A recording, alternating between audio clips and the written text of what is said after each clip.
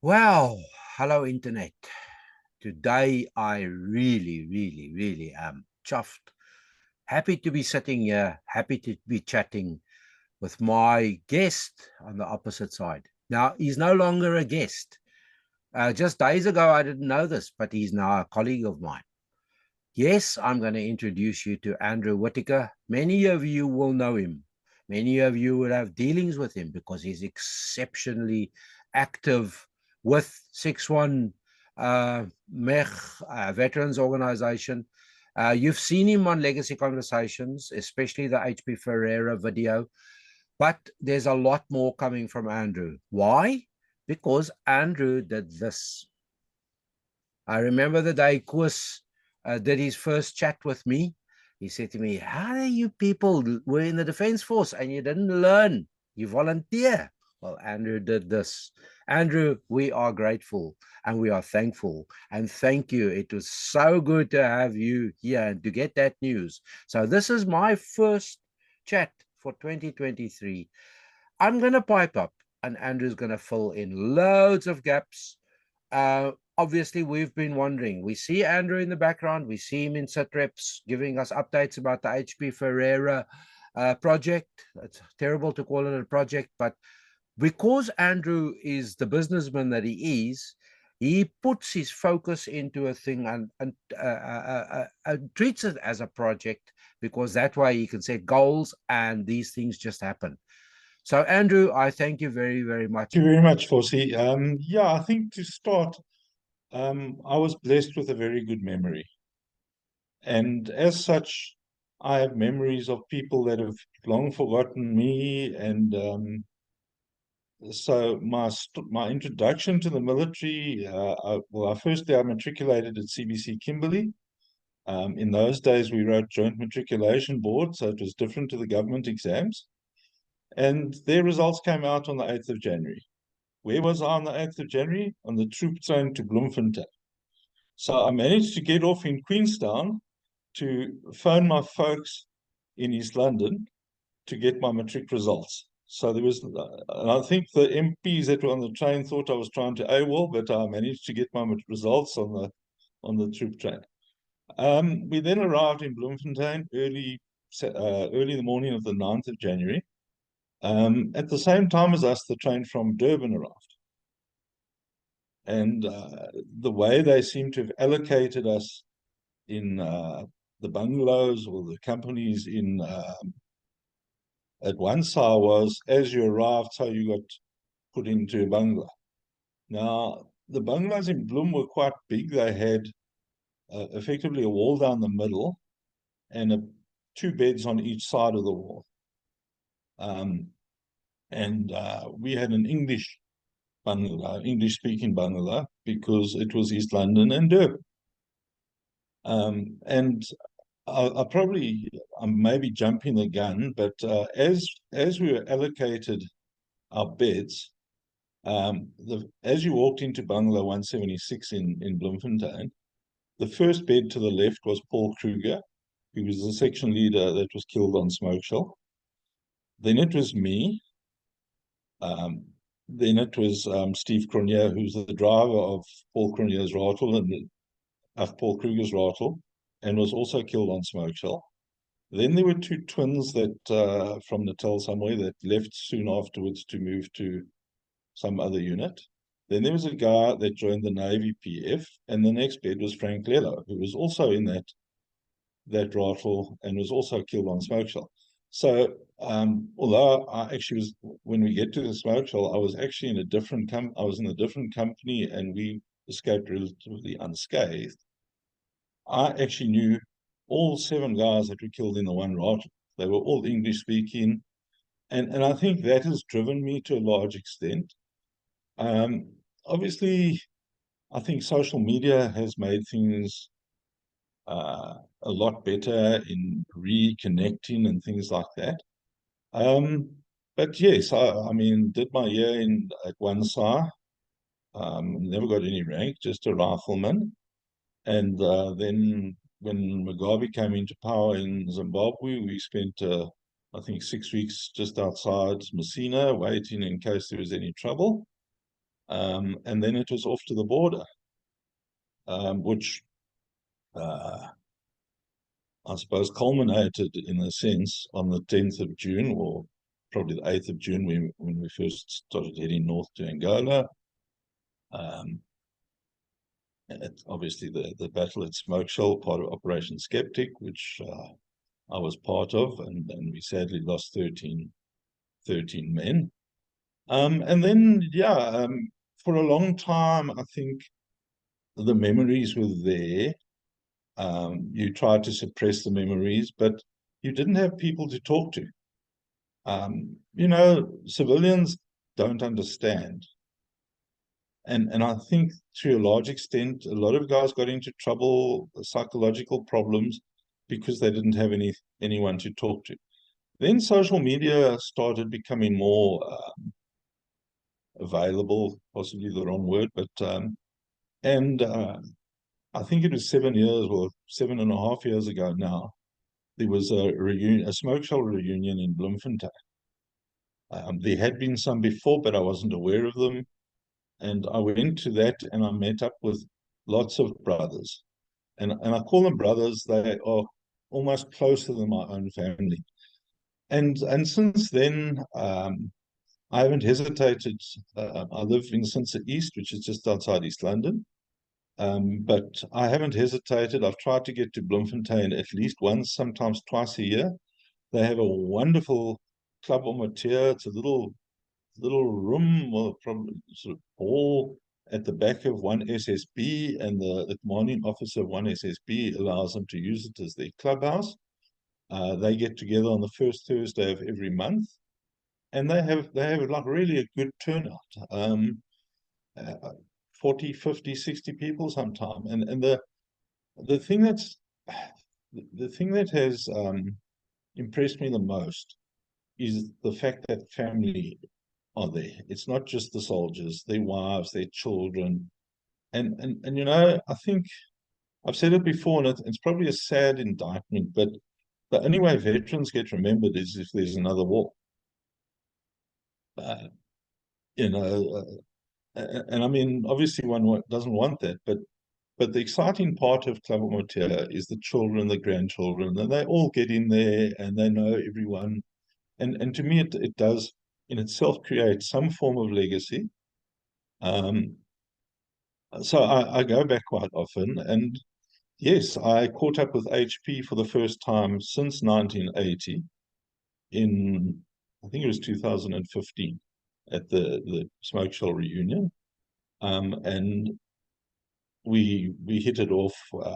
We've stayed in contact. In fact, the last couple of trips to Bloem are now actually board with them when I'm there.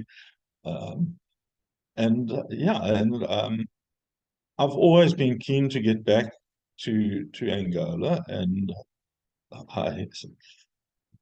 2020 was going to be the time. In fact, I think before last year anyway, our last major get together in Bloemfontein was 2017, and we almost decided not to do until 2020, where the intention was to have one early in June and then head off to Angola and be on Smoke Shell site on the 10th of June 2020. Obviously, COVID arrived. Fortunately, just before that, early March 2020, General Dippenaar, with the help of some guys locally, I'm not sure exactly who, they went up as Whitakers and planners of our June trip, and with great difficulty actually discovered the Smoke Shell site. So at least we had that box ticked. We knew where the place was now. COVID arrived. Incidentally, June 2020 was going to be a really struggle for me. My son had set his wedding date for the 13th. So I was going to be on the Smoke Shell battlefield on the 10th, then potentially fly from Jiva to Windhoek to East London to get back in time for the wedding. But anyway, COVID put paid to both the trip and my son's wedding, which fortunately happened about 9 months later. But I think that was just to give a bit of background. Then suddenly things started happening early last year. We now had set a date to be in Angola on the 9th and 10th of July. My son, we did a bit of checking. I spoke to Stefan, I can't think of his surname now, who's in southern Angola, and it seemed clear that we could get there with a reasonably high vehicle, but it didn't have to be anything fancy. So my eldest son and his reasonably new wife decided that they would drive up to Windhoek with me. My daughter-in-law had actually worked in Windhoek, and she was keen to show my son a bit of the place as she had experienced it. And yeah, and then we organized for HP to fly to Cape Town and his wife Fia to fly to Cape Town, where they met Paul Lowe, and they flew together to Windhoek. I picked them up at the airport in Windhoek, and they became my passengers through to Angola. My history in Operation Smoke Shell, Operation Skeptic, was I was in A Company. Our rifle hit a tree stump as we hit first contact, and we sat there for, I think, 28 hours. So yes, we missed the tragic action, but we were fired on regularly, and we had to just keep low and hide away, not give our position away. During the night, the first night, well, our only night spent there, we actually heard chains being dragged, and at first light we did a bit of a patrol, and these guys were no more than 200 meters away from us, and they'd obviously dragged their anti-aircraft weapons or whatever they had and disappeared in the early hours of the morning. So I suppose we were really fortunate in the sense that it could have certainly been a lot worse, or things could have really gone wrong for us. But yeah, that's the way it goes. But as I said before, B Company took a beating. I knew most of the guys killed, which in itself I think has been relatively traumatic, because although I wasn't there, I knew them. They were youngsters, you know. Yeah, and sort of since 2015, we've gone back and to Bloem quite regularly. This last year was particularly full. I think I went to 3 SCO skiers in Bloem. Then at a fairly last moment, I heard that one of the guys killed on Smoke Shell's father and brother were going to be at the parade in Johannesburg. So I thought, well, that would be wonderful to meet them. So we flew up to Joburg, and I went to the parade. Unfortunately, they didn't pitch, but it was a wonderful day. I met guys that I hadn't seen for 42 years that were with me, and I think that's been great. I had one of them visit me a couple of weeks ago here in Sinsa. So it's and I think the network has just got bigger. I was looking. We've got a Smoke Shell WhatsApp group, and I think we've now got just about 70 members. And the support that everyone gives each other is amazing. That phone starts, fortunately mine stays on silent, but I hear this thing buzzing from about 5 o'clock in the morning, and it doesn't stop until about 8. And by then you've got 20 to 30 messages just saying, morning everyone, goeiedag, it's Vrydag, die naweek is hier. And the amazing thing with 70 men on a group, there's nothing nasty, there's nothing dirty. You know, you get onto an old school group, and sooner or later, some photos coming across that shouldn't be spread, and this group is so clean. We've got a couple of guys that they themselves aren't on WhatsApp, and their wives have joined so that they kept up to date. And I don't feel any. Well, I've got no concern about them being there, because we're not posting. No one is posting nonsense, for want of a better word. So it's really a wonderful brotherhood that we've created. And yeah, and I think that idea was started by Jochi Rotenbach in Bloem, and I was then made an admin, and we've just, as we've found guys, we've added them, and so that's good. It's been good. As far as my personal life is concerned, um, I, as I said, matriculated in Kimberley in 1978, 2 years in the army. I then did my articles for chartered accountant. Studied through UNISA in the evenings, which kept me out of camps. Um, for some reason, I did one camp early in 1982, sort of before the year started. I was assigned to Regiment Whitaker in Graaff-Reinet. Went to Whitaker for the month of February 82. And then after that, almost every call up I got was October. And October was the month that I was writing exams. Then I qualified in 1987 as a chartered accountant, and I got called up with a telegram, the bus is leaving tomorrow, in February 1988. So I landed up in Angola for nearly 3 months on ops, Packer and Hooper. Yeah, possibly my feeling is that the SADF didn't utilize the skills that people had gained out there. I mean, yeah, I was a chartered accountant. I don't know how many kilos into Angola, 400 kilos into Angola, but as a rifleman, which didn't really make sense, but I had no choice. And yeah, and then after that, that was my last camp. I think things eased off, and they cut national service down to 1 year, not long after that. And so I sort of completed my military obligation at that stage.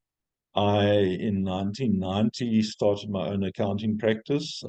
Well, in fact, I took over an accounting practice that my grandfather had started in March 1933. My father joined in the early 60s. My father had retired. My grandfather was still there. He was there until just before he died at the age of 90. But in March this year, we will have been going for 90 years, serving mainly the border Transkei areas.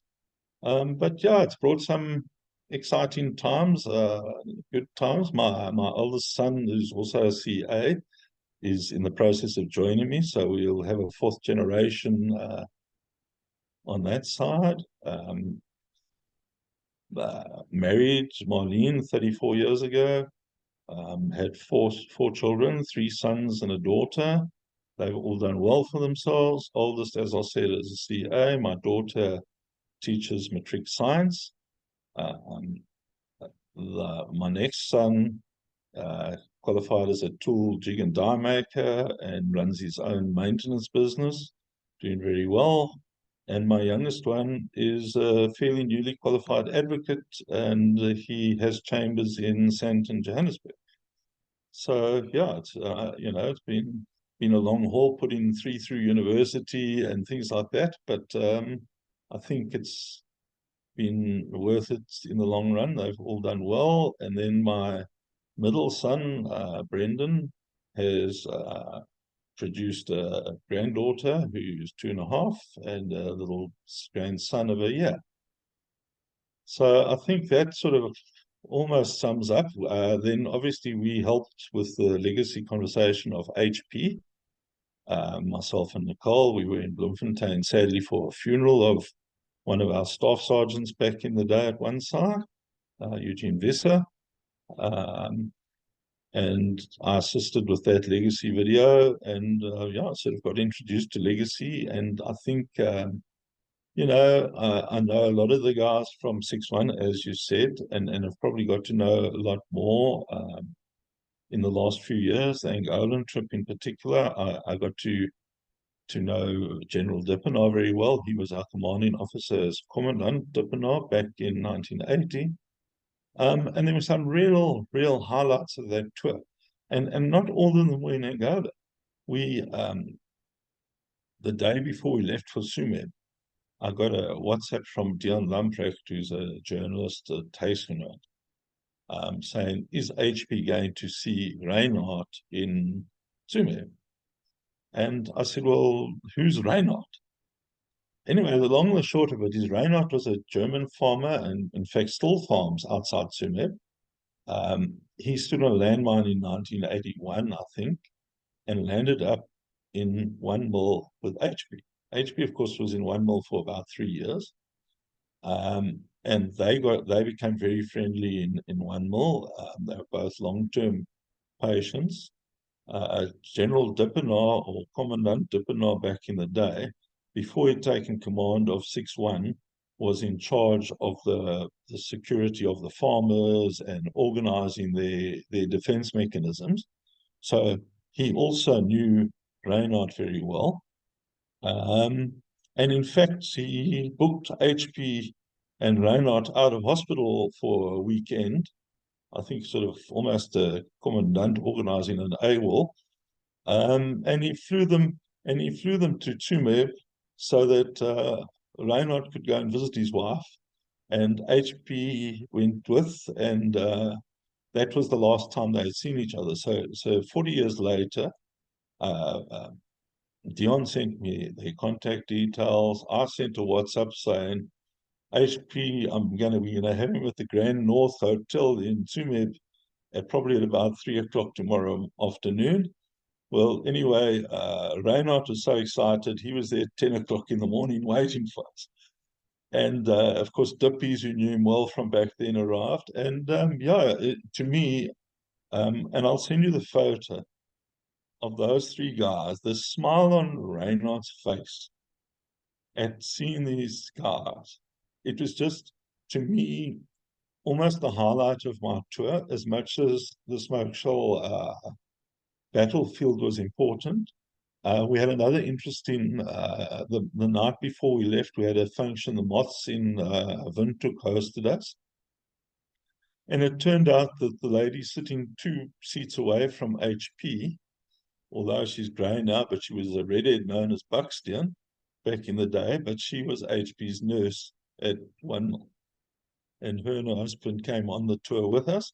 So there were so many little side things. Just before we got to the Smoke Shoal battlefield, we were met by Stefan, who'd been there. They'd gone and put up a monument with the news that 5 minutes before they discovered the spot where HP and Paul Lowe's Ratel had actually burnt out. It was the most fascinating thing. Again, I'll send you a couple of photos. This patch of grass, or not grass, patch of ground, sand, the size of a Ratel, nothing's grown on it in 42 years. All around it, there are trees, there's grass. The spot itself is covered with burnt out 20 mil rounds, R1 cartridges, magazines, broken glass from the Ratel. And I think that was absolutely amazing that we'd picked a campsite, or campsite for us had been picked within 300 meters. And I don't think anyone knew that was the spot, bearing in mind that we got there with compasses, not GPSs back in the day. We had a very nice memorial service the next morning, which was led by Nikki Dixon. But all the Smoke Shoal survivors that were there all read out some of the names of the guys that didn't make it home. And that was, I think, very moving. And yeah, we'll definitely post that video at some stage as a legacy conversation. On the night of the 9th of July, Fear, HP's wife, was dressing his wound, a big hole in his back. Unfortunately, earlier last year, got to remember we're next year now. Earlier last year, a plastic surgeon, in trying to help fix him, cut his intestine, which has resulted in wearing a colostomy bag, and created, I think, a bit of a dilemma, because they now don't want the hole to heal, because then they've got to open it again to get to the intestine at some point in time. But with that in mind, Nicole asked if she could have a look at his back, and Fiona said not a problem. And Nicole came to me shortly afterwards and said, "Look, there must be some way um, we can crowdfund." It's all a bit new to me. I've had to learn it, but and try and raise funds. And so we then, as I said, at short notice went to the annual parade in Johannesburg in August. So we took the opportunity to speak to Johan Boysen, the chairman of 6-1, to get their backing. We felt that any crowdfunding had to work through them, that it was properly controlled, and we were given the go-ahead. And it's been absolutely amazing. We set up the Backer Buddy Fund. There's been a sort of, alongside that, some people who've preferred to pay directly to 6-1. But at this point in time, I know 2 weeks ago we'd raised over 330,000 since the middle of September. I think that's like absolutely amazing. Support from other veterans. 3-2 had a fundraiser. I suspect our number is closer to 350,000 now. And yes, the most exciting part to me is the fact that HP is getting to see the first specialist, Dr. Bezos, who's a gastroenterologist, a surgical gastroenterologist in Johannesburg.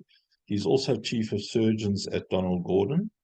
And so next Friday, the 13th of January at 3 p.m., HP will be having his first consultation, knowing that the funding is there for whatever has to be done. I think, just to elaborate, a lot of calls I've got, and there's been enormous support, and I've had doctors contacting me, I've had people that work in hospitals contacting me, and almost the first question I'm asked is, but why don't the military look after him?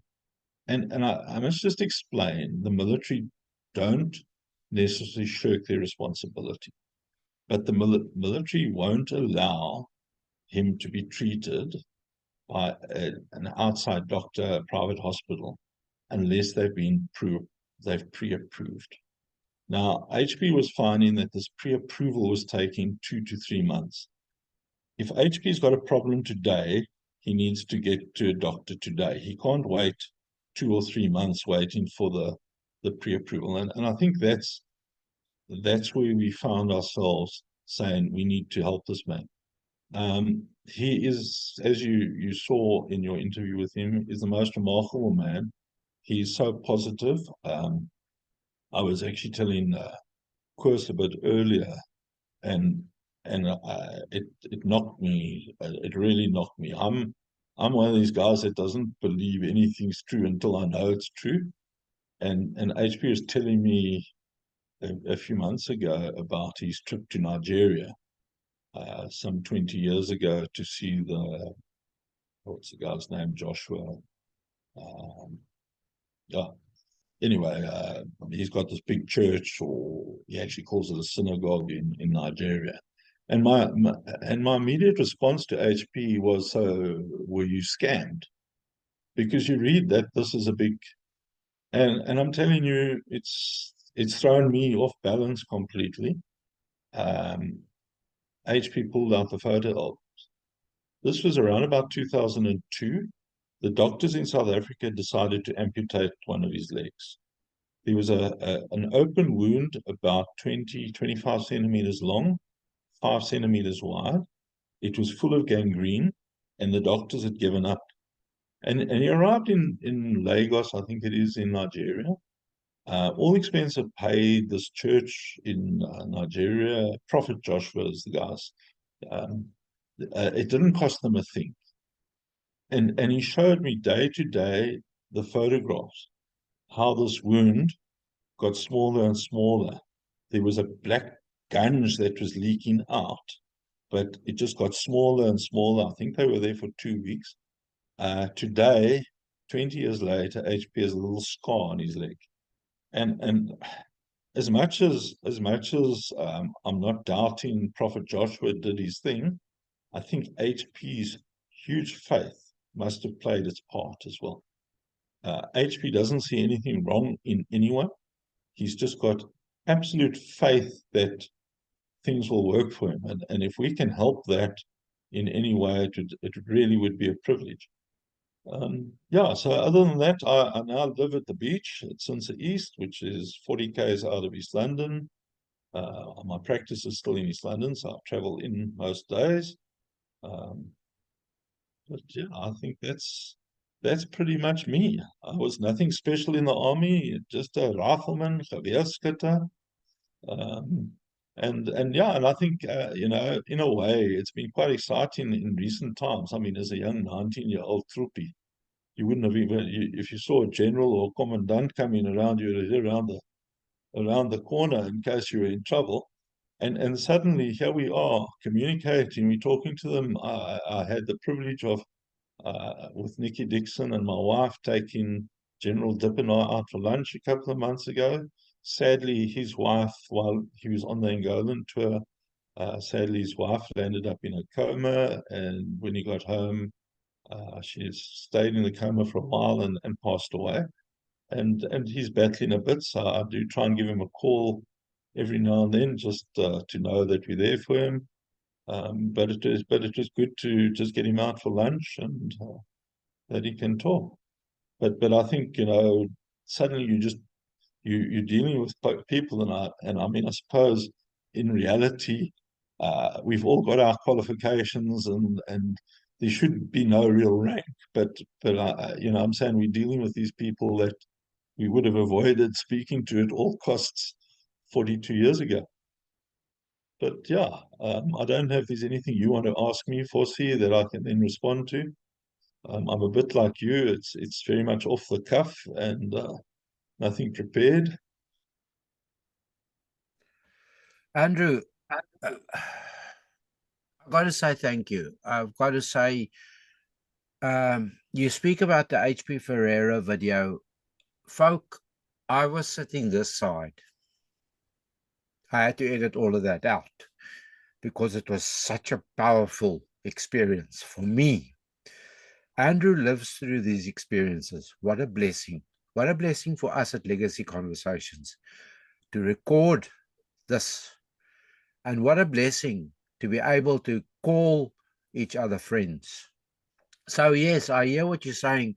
We used to hide. I was PF, so we became a bit blasé, the brass. We used to walk past them and look the other way. Occasionally, one or two of them would catch you and dress you up and chase you to the next tree because you ignored him, you didn't salute him. But, we lived in those days, in those times, and here we are, as you say, Andrew, 40 odd years later, and you see the results of what friendships can do. You talk of that WhatsApp group and just the positive vibe that's created by these groups. I know there's a few SAF groups. I'm trying to drag a few of my old SAF buddies into conversations. But I'm going to say this, folk. Andrew is in the unenviable position that he's in South Africa. So he's our man in SA. I'm sitting in Ireland. Chris is in the Far East. We would love to go interview people. So yes, Andrew putting up his hand, it's terrific. I do thank you. And I do thank you from the whole of Legacy Conversations that you've decided you want to be more than just the point of contact for 61 Mech Veterans Association and specifically for HP Ferreira. Thank you so much to you guys, the Veterans Association, that have done so much for others. I'm going to note here that I did see that WhatsApp that I became aware of in the last few hours, that there's somebody in need, somebody else in need. And these folk, Andrew, and let's just call it Andrew and the VAs, they are literally being the backbone of support for others. So from my point of view, this is a terrific pleasure to uh, invite you on board on behalf of Koos and Rebecca and Legacy Conversations, and to say welcome. It's terrific to know that there's somebody in SA, in South Africa, and we're going to see loads. I'm not going to ask Andrew now what he plans, but he's basically planning more face-to-face type conversations. And so if Andrew contacts you people, you just say, yeah, boss, we'll do this thing right now, because Andrew is our representative capturing there and then the history. So Andrew, from my point of view, I've got nothing. I think you answered. I was quite impressed to hear that you third generation, and I was going to ask, and there you answered us, fourth generation. That in itself says a lot. So you've got to have accountancy and numbers and those kinds of things. Gray job. We were always taught that accountants were gray, but you're not gray, not in the least. I do know you have another hobby. I hope you're going to send us a few photos of your visit to the last Grand Prix you visited, and also I hope you're going to send us photos of Sinsa, that beautiful coast. I know I've been there sometime in the distant past, around 1980. Uh, only passed through the East Coast there, a terrific place to be. So I'm going to stop waffling. Andrew, if there's anything else that you want to say, please feel free to do so now. Yeah, I think, Fossey, just adding to what you said about the 6-1 veterans, I believe it must be one of the strongest veterans associations in the world. And it's driven by a group of men that give plenty of time, and I'm not one of those. I've got into this fairly recently, but Johan Boysen, who's the chairman, he has 4 daughters that all get in and do their bit. Kevin West, who looks after the finance, his daughter also gets involved.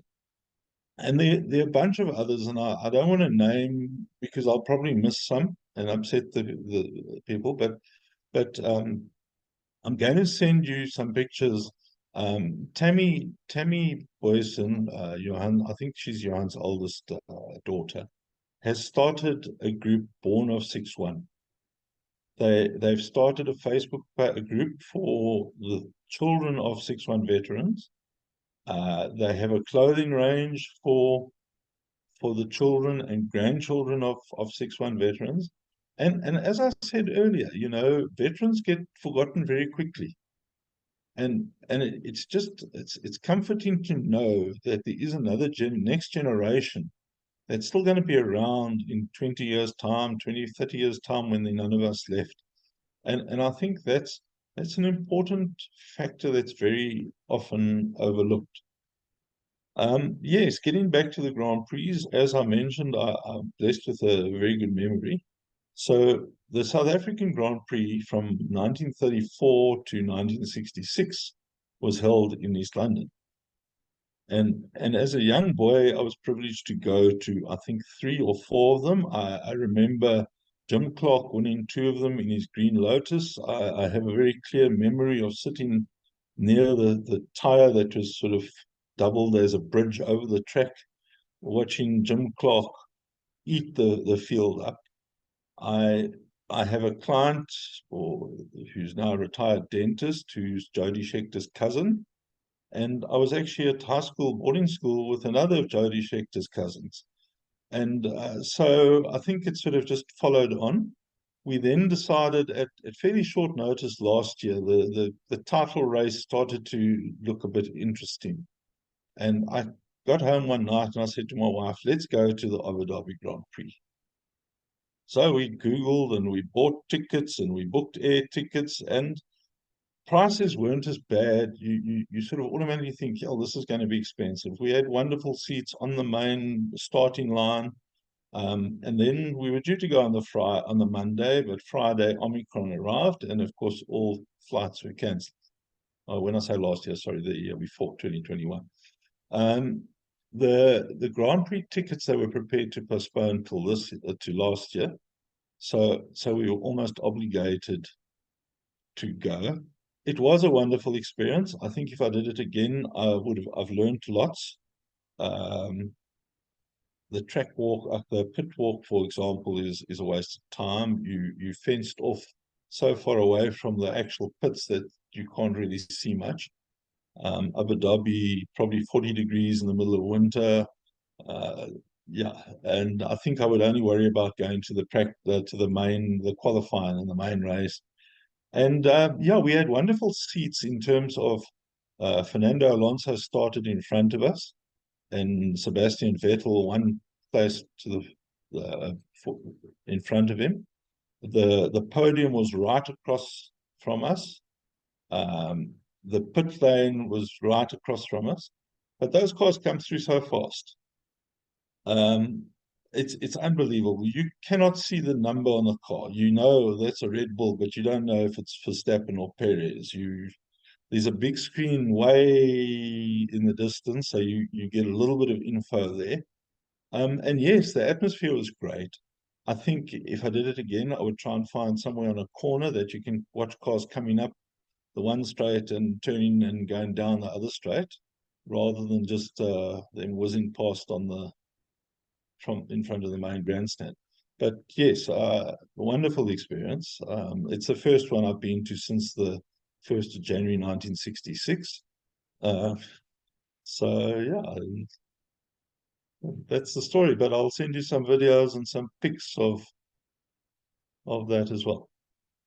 Yeah, and from my side, thanks for having me on board. Looking forward to it.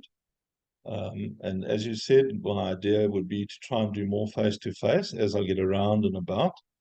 Um, my focus, well, the guys I know obviously are mainly 6-1 veterans, but um, anyone else that anyone knows of that thinks deserves a spot. Well, I don't even have to deserve a spot. I think everyone's got a story to tell, but if anyone knows of anyone that's got a story to tell, and then we will pick up on that. Thank you. Andrew, I thank you so much. I also thank you for doing this at short notice. I mean, I was contemplating doing this sometime to fit in with your schedule, and the next thing your message came back, okay, we do it at 12:30 today, and yeah, it is happening. My first one for the year, and I thank you so much. And yes, I'm not going to repeat myself, Andrew. You are so welcome here. Folk, contact Andrew. You heard it yourself. Obviously Quiz's email or the Legacy Conversations email address will be scrolling down the bottom here. But for now, I do say thank you, and it's good to have a new colleague. I'm really enjoying this, and Quiz actually instructed me to pull some faces at you and do things to see if, like he did with me, to see if he could unfaze me. But as he says himself, he doesn't even bother to do it anymore because I just ignore him. So there you got me pulling me faces, but you only got it at the end. So once again, thank you. And as we say here at Legacy Conversations, until we chat again, God bless. Thank you. Cheers.